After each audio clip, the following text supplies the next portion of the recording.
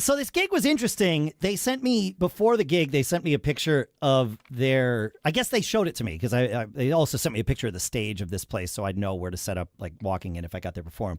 Yeah. But at rehearsal, they showed me their mixer, and it was like a 6, maybe 8 channel. I think it had 6 XLRs, maybe 4 XLRs. It was like I can see your eyes as I'm sharing this. Right. And my eyes did the same thing. And they're like, yeah, it's this little, whatever. Like, I think it was an Elisa's, like maybe you could USB out from it to your computer or something. Yeah. But it was like the 4 XLRs might have been an 8-channel mixer, 2 aux sends, but one of them routes through the onboard effects and one of them they use for the monitor. And I'm thinking, okay, well, I'm going to want to use my in-ears if at all possible. So I had to immediately rewind to like 18 years ago when I had started out with in-ears, and that was the kind of mixer everybody had. Generally more channels, but it's basically the same thing. And so I just took a feed out of the house mix, and then also blended that with my own little mixer with an overhead mic that was mainly like a stage wash microphone, so I could hear guitar and bass because those weren't mic'd. And it was just like, wow, I was flabbergasted that there are bands these days that have not yet made the jump to digital mixers. And I talked to the guys about it. They're like, this is what we do. I'm like, oh, cool. I'm like, I did this because I'm a Boy Scout and I have like, I have to always be prepared. And it's because it's ABP means 2 different things in this show. Mm-hmm. But I'm like, I also have a 32-channel digital mixer in my car just in case, mm-hmm. And it stayed in my car. Like, we did the gig with their mixer and everything. But after the gig, they wrote me and they're like, okay, hey, that was great. Thank you. All those good things. The gig went well. And then they're like, what would you recommend for a band that maybe it wants to migrate from analog mixer from 15 years ago to something today? And I thought this would be a good thing for you and me to talk about for a couple of minutes, because absolutely, it's and these guys are nerdier than you would need to be to get there. That's I think the part that surprised me the most is they're like programmers and techies in their day lives, and so it was like, wow, I can't believe this didn't pique someone's interest at some point in the past decade, but it hadn't yet, But as soon as we started talking about it, I could see their eyes were like, "Wait, really?" So, what would you recommend to someone in this position? So there again, when you ask a question, it just kind of begets more questions, and it's got a lot to do with expandability, because I think there are a lot of really great options in the marketplace that can meet, I would think, the majority of bands out there's needs. There's a ton of them. Yeah. And the real crux of the situation is whether you'll need to build onto that existing platform or not. So if the answer is no, and it's just like, I've got what I've got, and we, this will be more than we need. Right. And the prospect of expanding, we won't ever get to it. Let's assume that, at least for the beginning of this conversation, because I think that's a safe place to begin for a lot of bands, right? Yeah. I think the Behringer X R series, or the Midas equivalent, is kind of the way to go. They're so entrenched in everything at this point.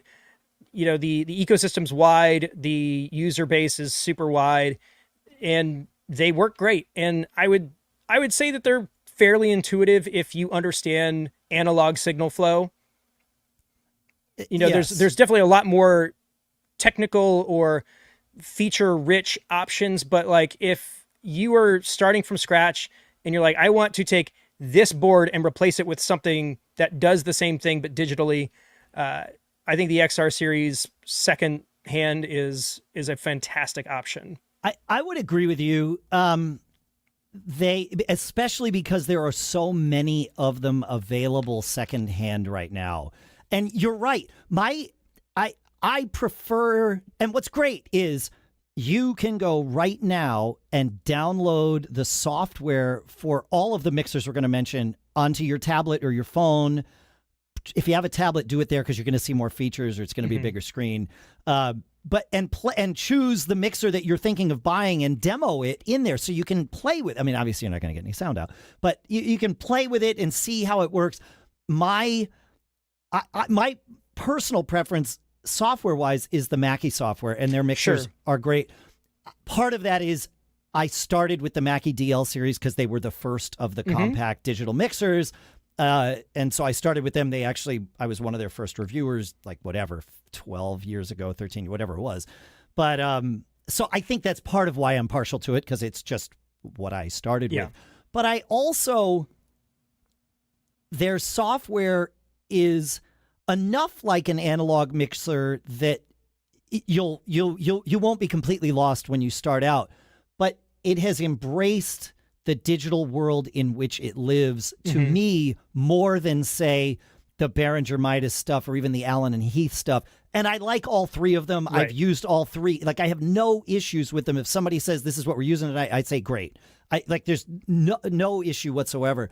But for example, the biggest one for me is the Midas/Behringer, and the Allen and Heath software forces you to look at channels in banks of 8 or banks of something, whereas the Mackie, I can scroll back and forth, and and sometimes that's really handy. Like, in the moment, it's like, well, but channels 7, 8, 9, and 10 are my horns or whatever they might be. I want to see all of them at the same time, and I didn't think ahead and put them in a separate bank, and so now I've got this mess that I've created for myself. That splits a page, whereas on the Mackie there's no paging. It's just one of those digital versus analog kind of. You can do, like, why do I have to be stuck with 1 through 8 and 9 through 16? Can I please not have that?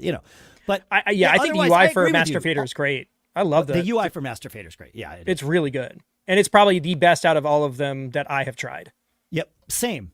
Yeah.